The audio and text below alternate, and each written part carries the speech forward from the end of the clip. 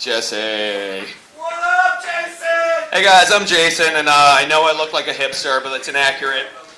It's not true. I mean, sure, looks like I probably stole my pants out of some BU sorority freshman's dorm room.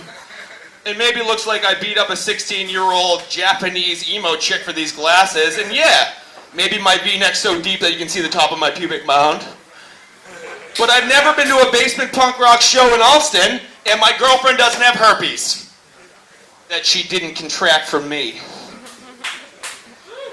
Welcome. Hey guys, it's nice to have you here tonight at the Dugout. Tuesday night at the Dugout, ladies' night.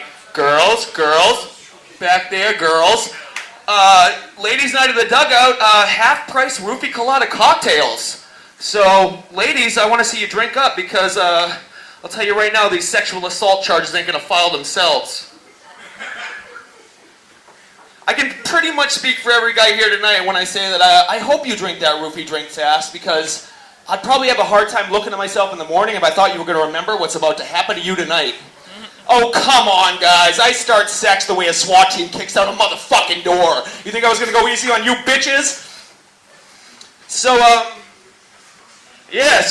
my way over here tonight, I had to walk past the Sunset Cantina up the street. I'm sure you guys have walked past that. No, Alston spot. And, a couple of guys, local loudmouth drunks out there, one of them decided it would be a good idea to start a fight with me. He wanted to start some shit. And I've never been one to fucking back down, so I stood my ground. I looked him right in the face. Said, motherfucker, you take one more step and there's going to be 2 hits. Me taking a hit of ecstasy in my ass, and 7 hours of, do you believe in love after love after love after love? So, I think roofies are pretty funny. I joke about them sometimes. In fact, I think they're a goddamn riot. In my opinion, probably the only thing that's not funny about roofies is how motherfucking much they cost. At 32, I'm still in the habit of buying them, and I got a long-term girlfriend. Beautiful little thing over there. Hey, Emily. She loves this part of the show. At this point, I slip roofies into her drink frequently. Second glass of wine most nights, but it's not for the sex. You know, our sex is great. She's fucking hot, and I fucking lay it on her. Really, it's just so that maybe for once in her fucking life, she'll be quiet for a second and let daddy jerk off to some internet porn. No, not really. She's hot as shit, and she is a little girl. If you look at her, she is a tiny little slip of a thing, which is unusual for me, given my dating history. I've historically gone for women of substance, if you will, fuller-figured girls, little fucking cushion for the pushing. In fact, so much that I've been accused from time to time of being a chubby chaser, which I find fucking horribly offensive and degrading, because it makes them sound like they're difficult to catch. My last girlfriend was so fat that I had to roll her in flour and look for the wet spot, and then sprinkle on a little bit more flour before I deep fried her. Yeah, that's right. I've taken a shitload of drugs, to answer your obvious next question. And drugs, you know, drugs aren't a path to success. You want to do good in life? Stay off the fucking drugs. Don't smoke the weed. Stay away from the acid. PCP's okay. But the rest of the drugs, stay away from, you know, because they'll get you into a hole, they'll burn up your money, they'll take away your life. Although, some of the harder drugs probably get a bad rap. Let's take cocaine, for instance. People like to talk about cocaine like it's this white demon, this monster, waiting to turn you into a fiend after you blow your first line. And I'll tell you right now, it's fucking horseshit. I've done my weight in cocaine.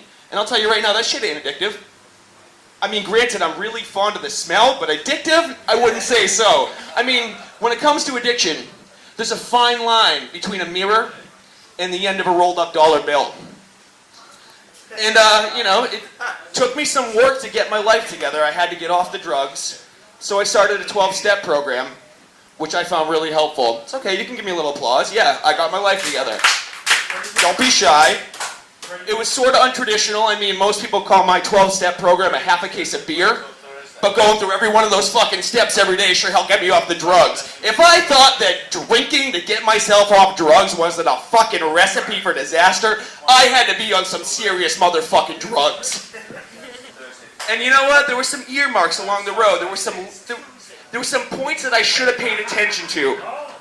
that probably would have helped me get myself in gear a little bit more, and it took me a little bit of time to wake up to. You know, it was first when I started calling a 12-ounce bottle of beer a big gulp. You know, one big gulp. And then there was the walks of shame. A walk of shame's not a pretty thing, but I got used to it. A walk of shame got to be what I called it when I had to turn back around to the liquor store because I finished off my breakfast six-pack before I got back to my fucking house.